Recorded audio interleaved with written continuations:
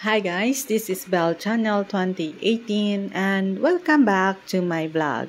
Matapos aminin ni Catherine Bernardo na totoo ang mga chika na hiwalay na nga sila ni Daniel, umugong din naman ang pangalan ni Ogie Diaz. Matatanda ang unang narinig ang balitang hiwalay na sila Catherine at Daniel nang ibalita niya ito sa kanyang YouTube vlog.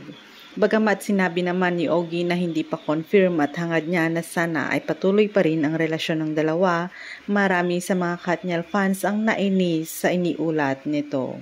Mas lalo ngang nagtrending ang talent manager ng ichika niya na umano'y pagkakaugnay ni Andrea Brillantes sa hiwalayan ng dalawa at ang patago umanong pagkikita ng dalawa. Dahil pati na rin ang fans ni Blythe ay pumalag na. Binansagan nga si Ogie bilang fake news peddler ng mga ito at sinabing puro kasinungalingan ang ipinapakain sa pamilya. Pinalaga naman ito ni Ogie Diaz at sinabing may naibalita lang kami na sinabi naman namin na di pa confirm at sana di totoo. Fake news peddler na raw kami. So pag tama ba kami, sasabitan nyo kami ng medalya? Ang tanong ni Ogie. Sa kabila nito ay patuloy pa rin ang pangbabash at pagtawag ng kung ano-ano kay Ogie dahil sa paninindigan nito sa mga inihahayag na showbiz chika. At kahapon nga ng November 30, tuluyan nang nakumpirma mismo ni Catherine na totoong wala na sila ni Daniel at napatunayang may katotohanan ng naunang pahayag ni Ogie hinggil sa relasyon ng dalawa.